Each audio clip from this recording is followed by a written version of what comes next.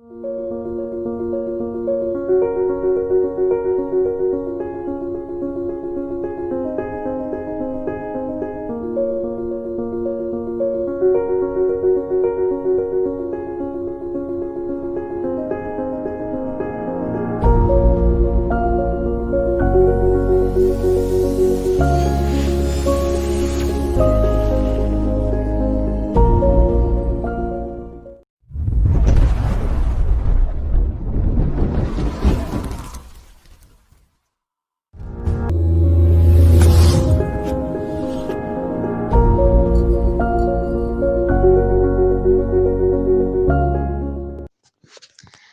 everyone, this is Deeptika from BBA department of Bishop Appasamy College of Arts and Science.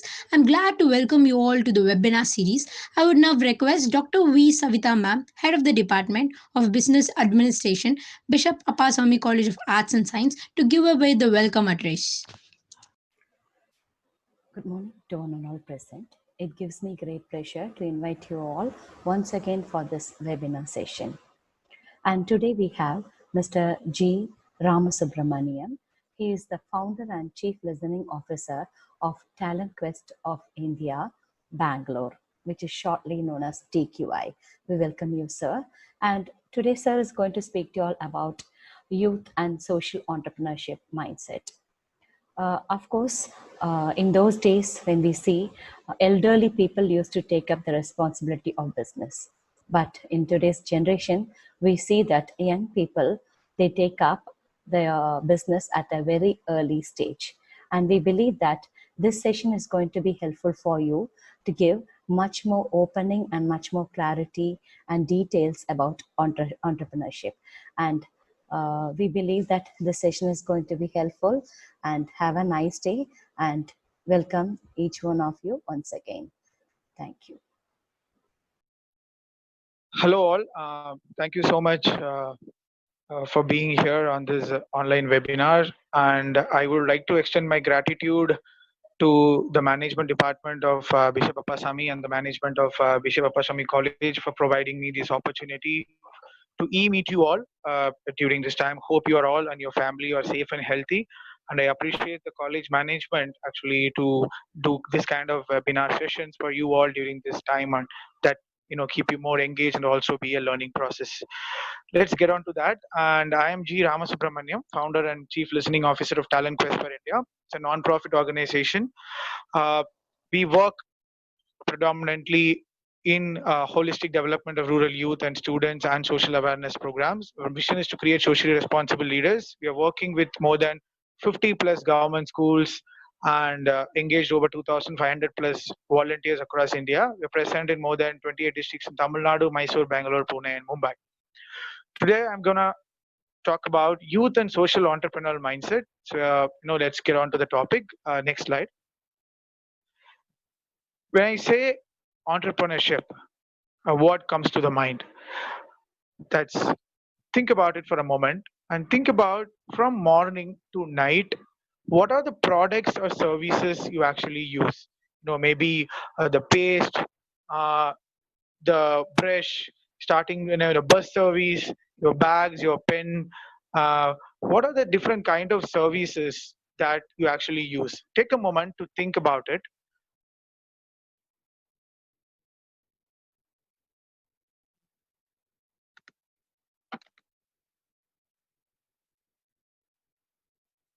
Hope you're taught. Actually, now you have crossed even 20 items and 20 services. So if you think we have been using a lot of products and a lot of services, and all these have actually came in because there was a necessity. There was a necessity, and someone have actually innovated this product or services. So as we say, necessity is a mother of invention. These products and services actually been invented because there was a necessity. But do you think with all the services and products that we use right now, all the challenges that we face are solved? Of course, no.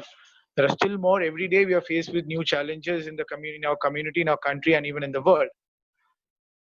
Entrepreneurship is all about starting a new venture, starting a new business, a product, or a services. But for the past 3 decades, what happened actually was the shift towards the business was profit making. The shift has shifted from actually solving a challenge, but more towards profit making. I'm not against profit making, but again, the shift has actually become more focus was given on profit making, and so that's why there were a lot of inequality. So India's in Gini inequality, India's night from second, and we are facing with a lot of rich get richer, poor get poorer problem. So the shift actually needs to shift towards human centric, where we need to solve more the business or the products or services should be developed keeping in mind to solve a problem rather than the focus is towards profit making. That's why the word social has been prefixed with entrepreneurship. There is a need of social entrepreneurship right now, in our country and in this world. Next slide. There are a few of the challenges that I want to, show it to you right now in this country. Next slide, Ashla. If you say ASR report 2018, more than 47% of the 14-year-old could not even read a simple English sentence. And UNICEF State of World Children 2019 report states due to malnutrition, 69% of the child are dying below the age of 5. And 40% of the food produced in India is getting wasted or lost. And according to Environment Report 2018, we have slipped to 177th out of 180 countries, in terms of air quality and protecting our biodiversity. So, if you take small challenges in our community and extrapolate it in the national level, you see there are even bigger challenges in front of us to solve. Now, the question before youngsters or the youth is, are we going to be a part of this problem still and talking about it, or are we going to be a part of the solution? So that's why I always say, Dr. APJ Abdul Kalam, when he said that India is in safe hands with the youth, and he said that Vision 2020, he didn't say blindly. He knows the statistics in mind. So next slide actually shows you that, next slide. When according to the census, 2011 census, the youth 15 to 24 constitute 1/5 of the India's population, and by 2020 we are about 34.33%. So the demography is huge, and we as a youth need to take responsibility and think whether we need to part of a problem or a part of a solution. As we now saw why a need of social entrepreneurship and what is social entrepreneurship, now we need to think how you all can actually take the path of social entrepreneurship. Next slide. As I said, entrepreneurship is about starting a profit-making venture. Social entrepreneurship is all about solving a social or environment problem by starting either a profit or a non-profit venture. So, social entrepreneurship, even a profit-making company, a non-profit, a trust, or an NGO like us, that is also considered to be a, social entrepreneurship. So as we say, entrepreneur with a social mission is a social entrepreneur. Next slide. So now take a moment to think, what are the social entrepreneurs that you see around you? Now take a moment, we saw the definition of social entrepreneur. There are actually a lot of social entrepreneurs in and around you, in your community, in your district, in your village. But we are not actually know that they are actually a social entrepreneur and they are making a difference. So think about few of the social entrepreneurs around you. I can throw out some example of a part-time social entrepreneur. Actor Surya, who's running an Agaram Foundation. He's actually a part-time social entrepreneur. Apart from acting, he's actually running Agaram Foundation, giving educational scholarship for the people. So there are a lot of actually social entrepreneurs around you who are trying to solve problems. Now we are going to see few of the social entrepreneurs around you in even Coimbatore who are actually making a big difference in the society. Next slide. How many of you know him? He is called the Padman of India. He is from our own soil. He is from Tamil Nadu. He is from Coimbatore, actually. The Padman of India. He is Arunachala Muruganandam. His movie was actually made in Hindi, Akshay Kumar. So I was actually feeling very bad that his movie is not made in Tamil, because he's from our soil and he's making a huge difference in the society. So I'm going to take a few minutes to say what he actually done and why he's called the Padman of India. He was a small workshop helper in a small mechanical workshop, and when he saw his wife carrying an unclean cloth and using his for her menstruation, he was actually shocked, and he asked, why you are using this unclean cloth, why you are not using sanitary napkin. And his wife actually said, when we want to buy sanitary napkin, that is actually will be a burden to our budget, and we can't afford a milk product. So that actually shook him, and he went to the shop and bought a sanitary napkin actually way his, and he thought that it's actually very less, and why is costing too much.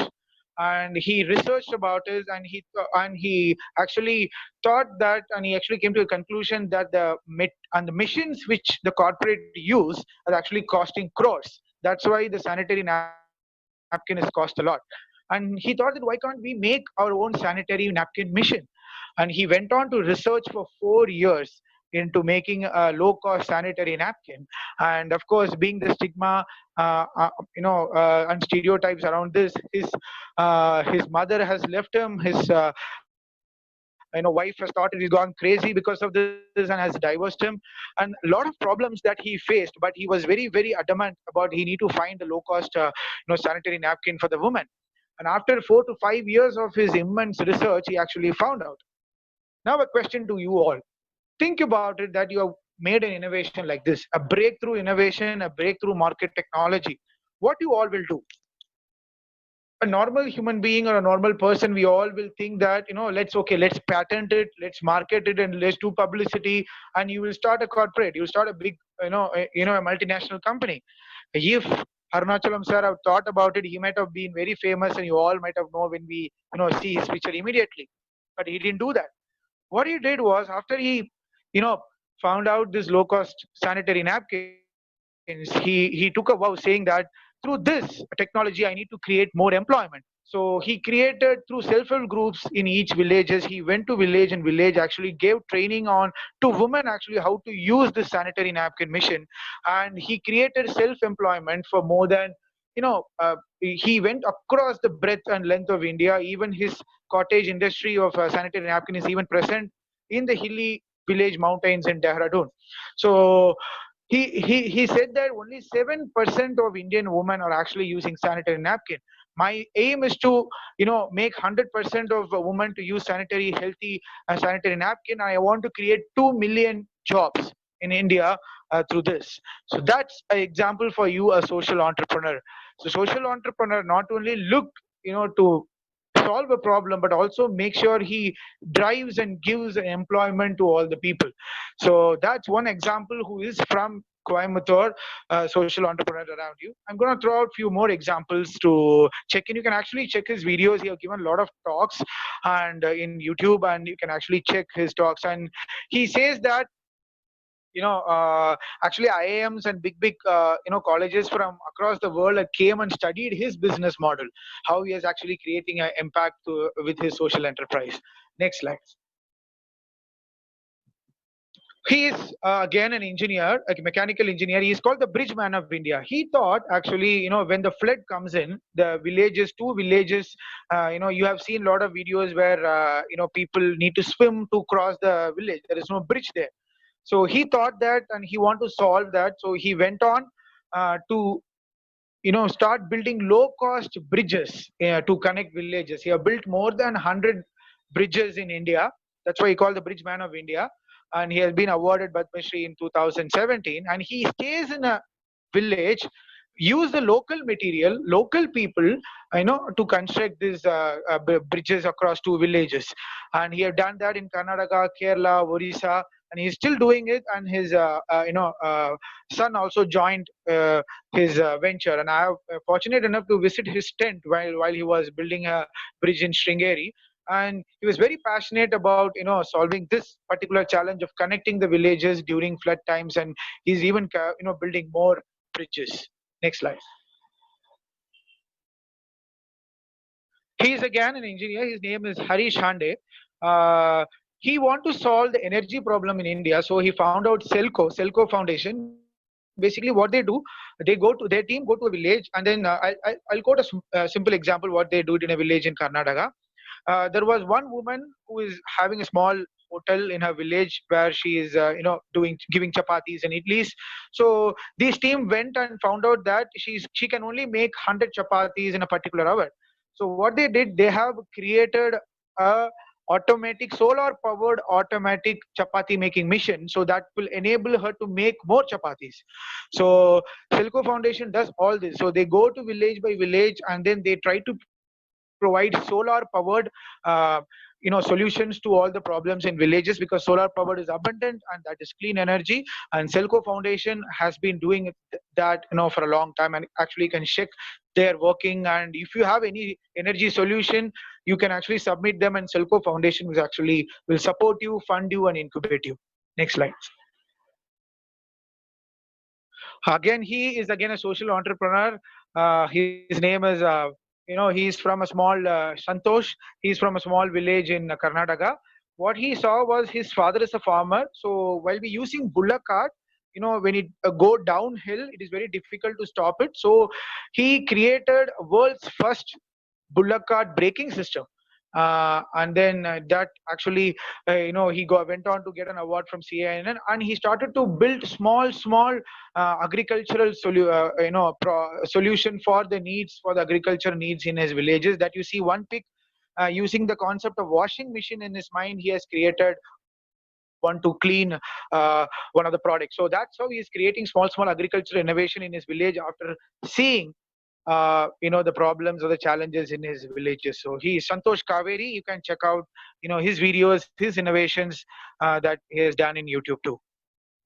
Next slide. So he is again. She founded ICE, Subaida Bai. She founded ICE. She thought that while she was interacting with many women, there are a lot of, as I said, lot of death happening immediately after birth in India, and she thought that a small cleaning and small hygienic measures can actually save a lot of children. So she started creating a kit, ICE kit, which is low cost kit, which can be used by the midwives and the mother after immediately after the birth. This kit conduct have a small thermal holding cloth for giving warmth to the kid, to hygienic materials for the clipping of the stem cells and all those stuff. And through this kit, through this ICE Foundation, she started giving employment to all other women. So she's from Chennai, and she's been doing that. So if you see all these examples, the first point, even for Arunachala Muruganandam, even for Zubaida Bai, even for Santosh Kaveri, what is their first point that triggered that they want to solve a particular challenge? What they actually did. In Arunachala Muruganandam case, he actually observed his wife, observed the surrounding. He started empathizing.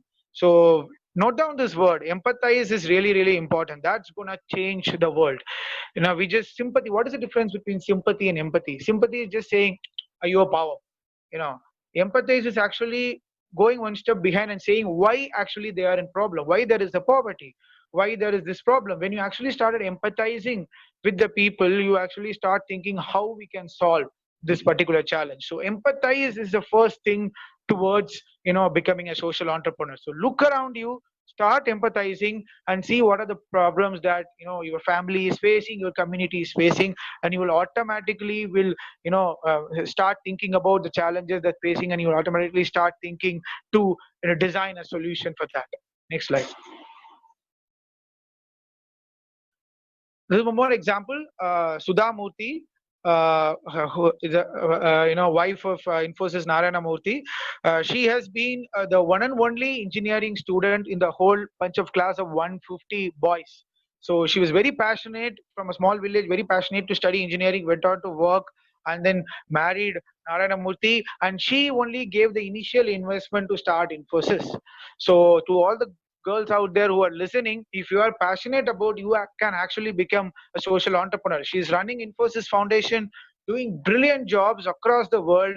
In the case of midday meal providing in Karnataka, to other self-help group, social enterprise creation. Infosys Foundation is doing a brilliant job, but you all should read 3000 Stitches book by Sudha Murthy, where she explained how as a woman who is very passionate to change the society, came forward, did brought on many people in her journey.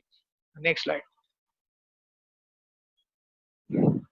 So these are other few social entrepreneurs who are around you. The first gentleman, he's the one who saw that we always think when we go on a bus ride, even in the public space, affording a clean and healthy public toilet is very difficult. So he empathized with that problem.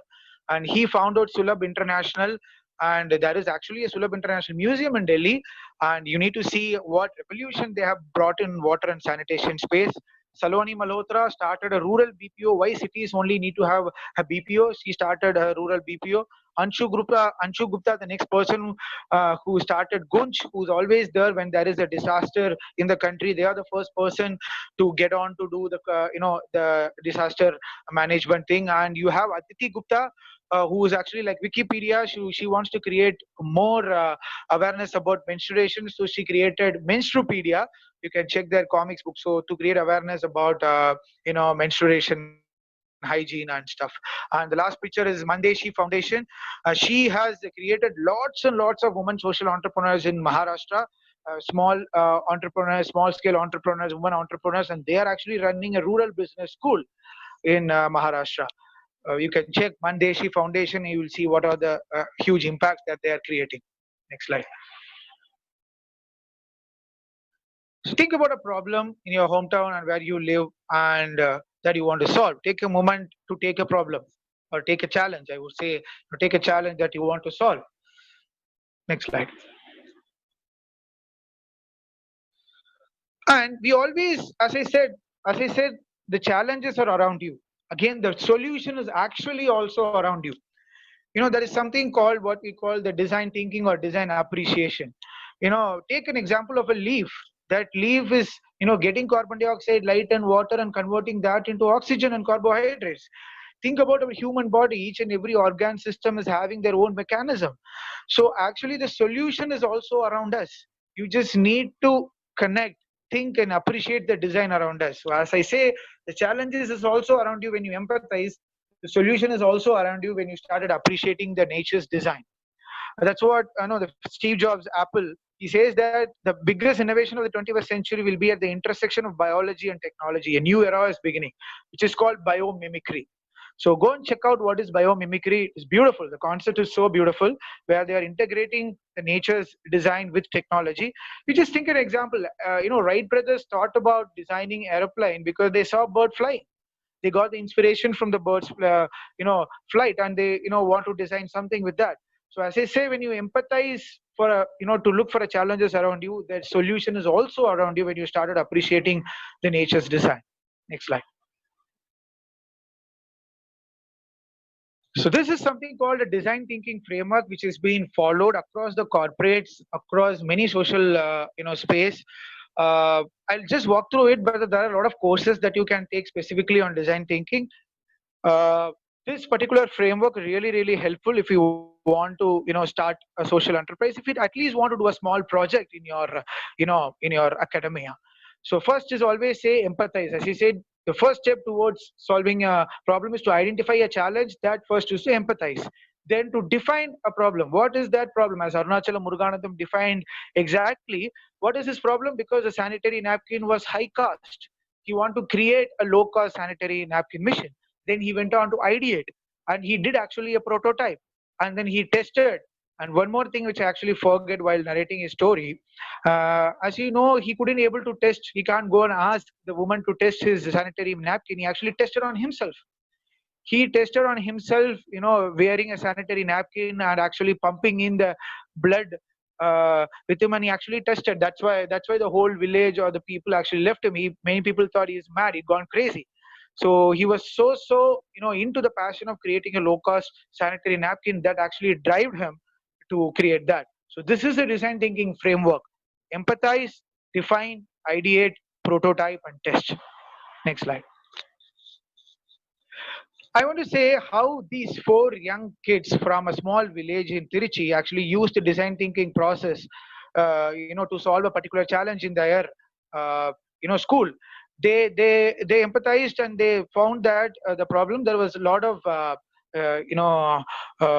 smell that is coming out, and they found out that the smell coming out because the students after their urinal, they could the urinal, there was a lot of urinals in their legs when they come to class. That was a reason for the smell in the class. So they went and saw their urinal system. Given the government school, a small middle school, Panchayat Union Middle School, they didn't have a sophisticated urinal system. they want to create a low-cost urinal system, and with the cans that we use in home, the plastic cans for water that we use in home, they designed a low-cost urinal system with the one of the support of their teacher, and then they installed it, and they won a can do a design thinking national level competition, went and started giving a lot of TED talks. So just type a Panchayat Union low cost urinal system by a Panchayat Union school, you see these guys speaking so beautifully about their how they actually use design thinking process, and then solve their urinal system in the school. Next slide. Yeah. So as you have seen, the social entrepreneur is not a big concept. There are social entrepreneurs around you. You see, these kids are solving problems. So the social entrepreneurs are actually around you. And you can all be actually a social entrepreneur and drive change. So if you see, all you can actually drive a key attributes of a social entrepreneur mindset and skills. So next slide. According to UNICEF, they said the key attributes of social entrepreneurs of being a visionary, innovative, leadership and dedication, resourceful, willingness to self-correct, replicability and scalability, ethical fiber, formative experiences and fun. So developing the applied empathy, teamwork, leadership among youth will not only help them to achieve their full potential, but also make them to engage citizenry. This is by Bill Trinton, founder of Ashoka. I'll say what is Ashoka and then in the next slides again. Next slide. Now the question, as I said, why we need social entrepreneur? What is social entrepreneurship? Social entrepreneurs around you. You can also be a social entrepreneur. Now the question to all of you is that what is stopping you basically to be a job provider and not a job seeker? So what is actually stopping you from becoming a social entrepreneur? And take a moment to think. And there are a lot of studies conducted in B schools in other places, and they have found out. Next slide. They have found out with a lot of studies in the B schools and colleges, many youth have actually have inclination towards entrepreneurship, but lack of proper training, lack of guidance, awareness, lack of role models, a fear of taking risk, and family and society expectation is being a biggest hurdle to be a social entrepreneur. So obviously that has been, you might have think, okay, what will happen if I become a social entrepreneur? Who will fund me? If I be an entrepreneur, whether there will be a salary and my family expectations are there, what is actually stopping me? And if I say you, if you want to work on your idea, if a company is ready to pay you 30,000 every month to you and your co-founder to work on your idea, can you not do it? Actually, there are a lot of support system available in India for you to become a social entrepreneur.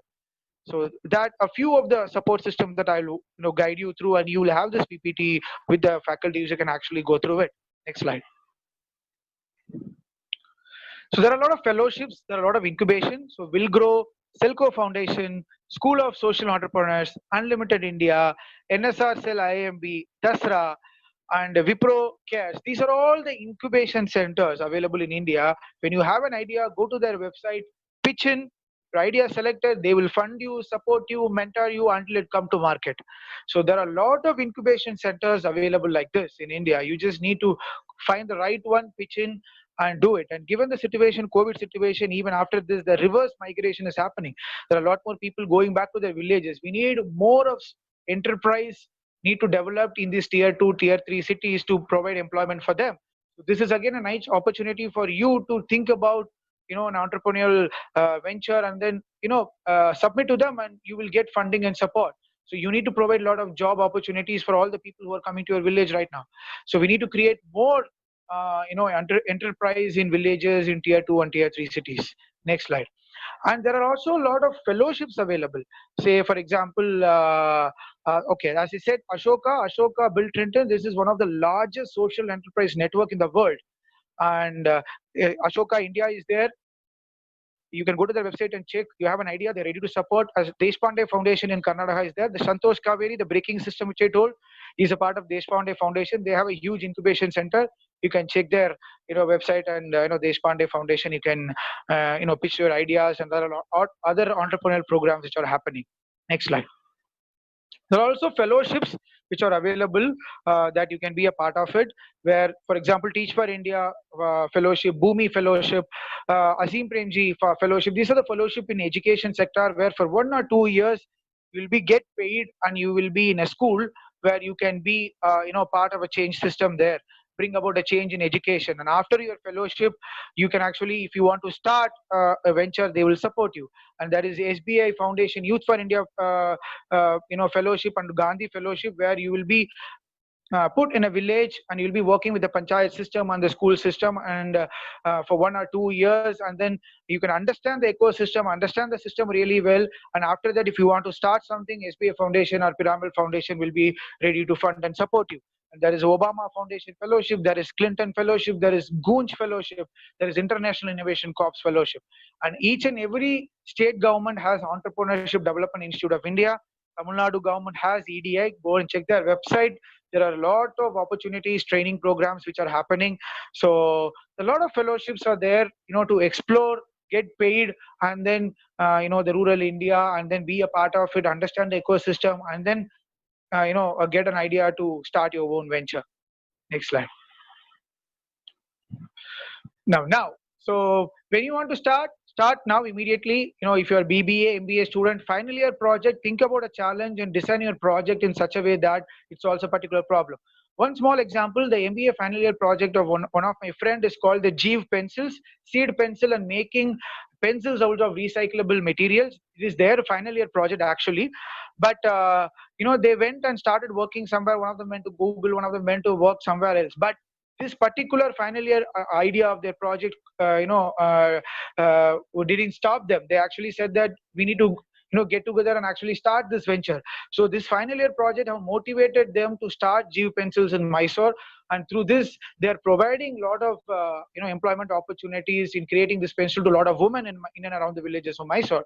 So your final year projects with your friends about solving a particular challenge around you can be converted, actually has a lot of potential to convert into a social entrepreneur venture when you actually submit this to a lot of the incubators, such a ecosystem that I said. So choose your project wisely, spend time and come together as a friends actually, and then do it. All the very best. And next slide. If you have any questions, you can leave about the feedback forms that have been circulated, and you can anytime reach. You can read talentquestforindia.org if you want to be a part of a volunteer.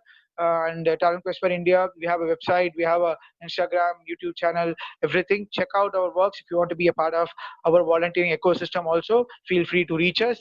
And next slide. Let's all create, as Bill Clinton always says, that let's lead everyone a change maker moment together. So if everyone talk about a solution, everyone becomes a solution maker. Each and in every locality, there will be a lot of change maker. Will be a lot of change maker movement will be created. Thank you so much patiently for listening to me. Any feedbacks, any thoughts, and feel free to read. Thank you so much. A very good afternoon to one and all present here. I'm here to propose the vote of thanks. First and foremost, I would like to thank the resource person of the day, Mr. G. Ramasubramaniam, who is a founder and Chief Listening Officer of Talent Quest for Bangalore, India. We are indeed very much thankful to you, sir, for accepting our invitation and being a part of this webinar. Your talk about youth and social entrepreneurial mindset was indeed very useful. Thank you so much, sir. I would also like to extend our sincere thanks to all the participants for being a part of this webinar. Once again, on behalf of CSI Bishop Appasamy College of Arts and Science and the Department of Management, we thank one and all. Thank you so much. I hope you all had a great time of learning today. Before we sign off, I would like to remind you to note a few important instructions. Submitting feedback will mark your attendance. We request you again that writing your names, greeting words will not mark your presence. Kindly avoid that. Keep YouTube comment section free for question related to the session. The feedback form will remain active until 6:30 p.m. only. Please do fill the form before the time. We require you to submit total 5 feedback form out of 7 to qualify for e-certificate. It is mandatory for you to complete the feedback form in order to earn e-certificate. For any queries, you may post to bbabacaswebinar@gmail.com. I'll repeat, bbabacaswebinar@gmail.com. And this is Deeptika signing off for today. Thank you. Stay safe.